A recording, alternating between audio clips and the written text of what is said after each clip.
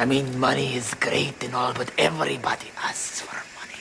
Why not ask for something new and exciting? Okay, how about some sort of flying machine? What? I've been doing some research about flying machines and flying crafts because there's a lot of strange anomalies in the sky recently, and that brought me back to ancient times. And in ancient times, they were well aware that they had flying machines. These temple buildings that we have in India, they might not be buildings, they might be something else. So according to this picture, these temples are actually Vimana, which is a flying machine. And if it's a flying machine, then that would make this an airport. And the little flowery thing sort of below the elephants, that looks like a helipad. And this is where they could probably come and dock their ship. Strong and durable must the body of the Vimana be made, like a great flying bird of light metal. That sounds familiar. I know people whinging, oh, it's fallen angel technology. You're using fallen angel technology right now. These are two of the flying things, and they have been tested before, and they work. In Sanskrit, which was the language of communication in the Vedic period, the word Vimana means an airplane or a flying machine. It is not mere coincidence that the long towers adorning the Hindu temples are also called Vimanas. So the stupas and these Vimanas might really be some sorts of flying machine, and they might be powered by human energy, at least the stupas, because people are chanting and giving all their energy to it, and it might be powering something. And the video I made about the ancient sounds of Tibet, he said that sometimes the little chortens hold the ashes of lamas. So if you're chanting all the time and you're at this really high vibration, then certainly that would change the material of your body and thereby your ashes. So I'm wondering if these things really do operate on human energy. This is written by David Childress. He likes ancient Indian culture. According to ancient Indian texts, the people had flying machines which were called vimanas. The ancient Indian epic describes a vimana as a double-decked circular aircraft with portals and a dome. It flew with the speed of the wind and gave forth a melodious sound. You mean like a church? I wonder if that's what some, I don't think all of the churches, but I think some of the really old ones, the sort of ancient looking ones, they might have been some sort of airplane like this. This is the Kremlin. You see the large tower in the middle? That looks like a Vimana. So it could be a city, and it could be like we have our own airport at the top of our city as well. At the bottom of the Sundara Vimana, it looks a bit like the 8-pointed star of Ishtar. In the Ramayana, we have descriptions of a special airplane called Pushpak Vimana. The plane originally belonged to Kubera. He was the king of the Yakshas. He was also the half-brother of Ravana, the demon king and arch-villain in the story of Ramayana. We are told that the Pushpak Vimana was built by Vishvakarma under the orders of Brahma, who had developed compassion towards Kubera because he was disabled. As per the orders of Brahma, Vishvakarma built the plane and gave it to Kubera for his personal use. The Pushpaka Vimana was a gigantic plane, plane, of the size of a large city entirely, capable of holding unlimited number of people. So how do we know we're not on a floating city?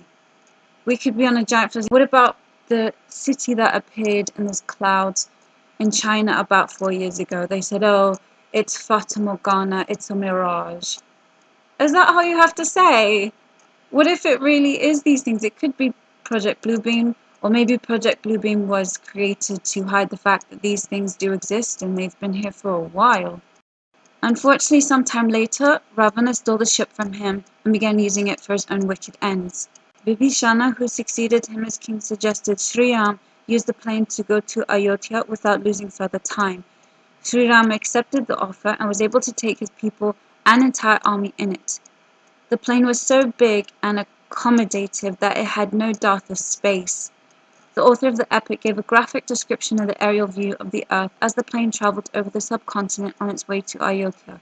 The description was so accurate that, according to some, it corresponds with the aerial view of the subcontinent from the outer space. Considering the fact that the epic was written some 3,000 or 4,000 years ago, it's difficult to imagine how such a scenery from the earthly plane could be envisioned by someone without the actual direct experience of flying. Of course they know what this plane looks like. They would do if they're flying out of it and they're looking back to see what it is. So several ancient cultures believe that we are surrounded by water. There's the waters above and the waters below. And it says in the King James Version, "Hast thou with him spread out the sky, which is strong, and as a molten looking glass?" So we've got ancient cosmology, the pre-Copernican universe. It shows 7 heavens and 7 earths, and the throne of God at the top. So maybe that's what this really was about, because that looks a lot like a Vimana. Oh, this is from the Book of Hours. I think it's the 1400s. They are constructing the Tower of Babel. 2 angels breaking it down. Oh, somebody probably should have told them about the positive and negatively charged ions in the stratus. Or maybe they did.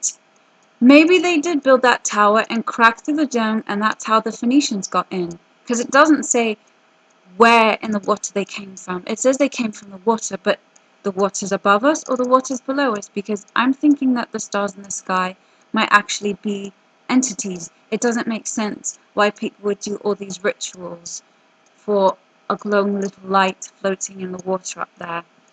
Oh no, Nigel, the slaves have taken a plane and escaped through the dome. What shall we do? Make some more?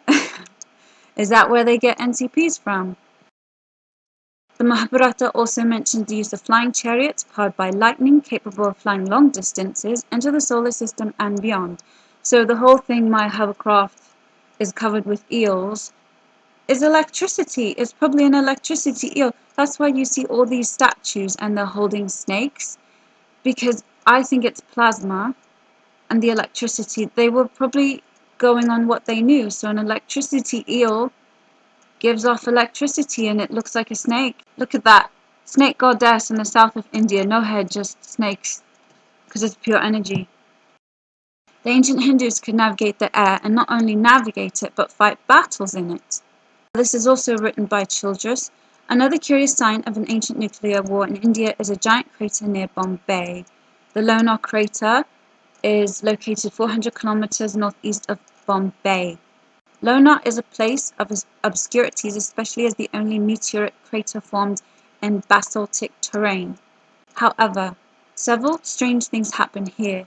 The lake has 2 distinct regions that never mix, an outer neutral and an inner alkaline, with its own fauna and flora. 2.